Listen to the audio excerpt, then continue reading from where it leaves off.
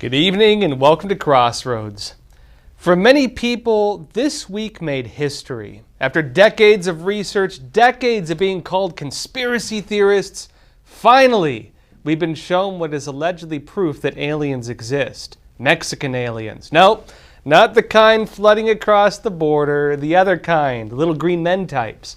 Just yesterday, Mexican Congress displayed two tiny corpses they claim are 1,000-year-old mummified aliens. And today, NASA held a public press briefing where they announced that discussions on UFOs and UAPs, that's unidentified aerial phenomena, will no longer be regarded as conspiracy. They want to eliminate the stigma if people want to report sightings of UFOs. It seems that finally the truth is out there. Mankind is not alone in the universe. And it seems as well that, almost nobody cares. What this week really showed us is that we have bigger issues to deal with. The aliens can wait. Republicans are investigating whether they can impeach President Joe Biden. Hunter Biden just got hit with 3 different firearms charges. Democrats are defending the ability to own illegal firearms. Instead of watching for, let's say, unidentified phenomena in the sky, most of us are more concerned about the unidentified phenomena in our elections, if you know what I mean. And there's some pretty big developments happening right now as well, aside from that. I've been saying for a while now that both the Republican Party and the Democrat Party have undergone some pretty big shifts. They're no longer the same parties of George Bush and Bill Clinton. These are the parties of Trump and Biden. And both sides are trying to hold their parties together as the will of the people, let's say, seeks to change them from within. Among the Republicans, there's the MAGA movement, and in the House of Representatives, you have the Freedom Caucus. On the Democrat side, they have the Democrat Socialists, steering the party to the brave new world of open borders, gender transitions for children, and as the inventor Nikola Tesla might have put it, man-made horrors beyond your comprehension. But a lot of Democrats don't want that. In fact, many of them still align with the classical liberalism of the old party. They stand by the old vision for the party that is anti-war, anti-big business, that is mostly people who just want to live their lives, man. And for many of them, they also have their great disruptor, their 2024 candidate, who is promising to bring the party back to the good old days. That's RFK Jr. Now, the big problems Democrats are facing is that despite all the differences within their ranks, they need to hold their party together. And a third party, for example, could mark the end of the DNC as we know it. There's a real threat of this right now with the growing No Labels Party, the party for moderates they're trying to frame themselves in as. They're going to be announcing their 2024 candidates soon, and there's speculation, pretty good speculation in fact, that their moderate Democrat leader could be Joe Manchin, in fact. And that alone poses a real threat to the Democrats, who, despite everything, still had a very narrow victory, let's call it, over Trump last time.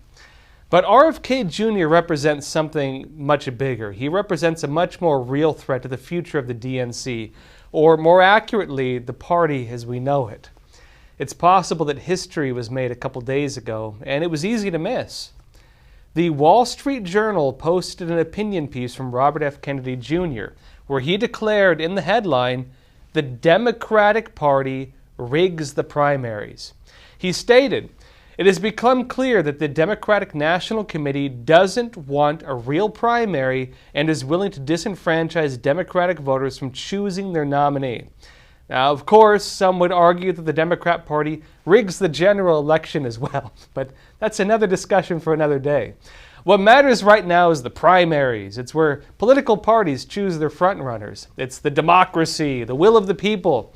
At least that's what we've been told it is. But the people are now realizing that's not really the case. Now, if we go by popular vote, as they would call it, we could argue the will of the people for the Democrat Party in 2016 was Bernie Sanders, but the Democrat Party decided just plain old knew better, and they chose Hillary Clinton as the candidate instead. Of course, it's not just a DNC issue either, we should be clear. The Republican Party, if you remember, they almost didn't let Donald Trump run as their candidate either. That was until he threatened to run as an independent. And even recently, in fact, Trump did something similar. Trump refused to sign the RNC pledge to acknowledge whoever the RNC would choose as its candidate. He's running with them or without them, and they know that they're unlikely to have any shot at victory if he breaks away. It looks like RFK Jr. is now doing the same exact thing to the Democrats. Now, of course, he's not necessarily saying this directly, but by accusing the Democratic Party of rigging the primaries, as he has now directly stated, and doing so in a very public way, with a Wall Street Journal opinion piece, he's firing a warning shot, essentially. He's suggesting that even if he does not run as a third party, under a third party, he will make Democrat voters aware that their vote may not mean what they've been told it means. And for his own voter base, he's suggesting that he needs to demonstrate that he means business. He's not making a run for president that he could never possibly win. The party needs to acknowledge his candidacy or risk losing enough chunk of their votes to potentially break its already very narrow chance of victory. Well, folks, that's it for YouTube. For the rest of the episode, come join us on Epoch TV, where we have a 25-cent sale, 25 cents a week. Come join us there for the rest of this episode. We'll talk about the new AI program being designed, rolled out for taxpayers. They're going after your taxes through the IRS using artificial intelligence. I'll also be speaking with someone on the ground, one of the local police actually, and also a gun store owner in New Mexico, about why the New Mexico gun grab or gun ban laws, let's say, imploding so fantastically.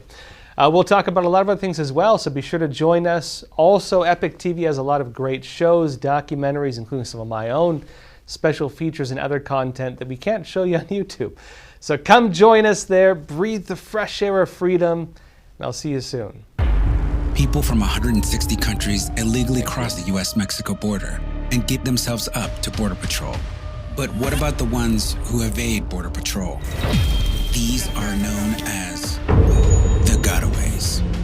You can safely assume that anybody that went through the extra effort to avoid U.S. Border Patrol was not an asylum seeker by default. It may not be today, it may not be tomorrow, but somewhere down the road, if somebody rapes and kills somebody, and we find out that they came through here on my watch, that's unacceptable. These men had surrounded my house. They were banging on my back door. They were banging on my front door. You can't understand it unless you're out here seeing it every day. 21 dead bodies on the property. Code 3 response. Is it wrong to ask people to come to your front door of your home? Then why would it be wrong to ask people to come to the front door of our nation? Their primary goal is to circumvent the checkpoints, go undetected. People that do not want to surrender, those are going to be the potential terrorists, the criminals, the real threat to the U.S. We were hoping the federal government would step in and do something, but they didn't. We have no clue who they are or where they're going. That's the scary part.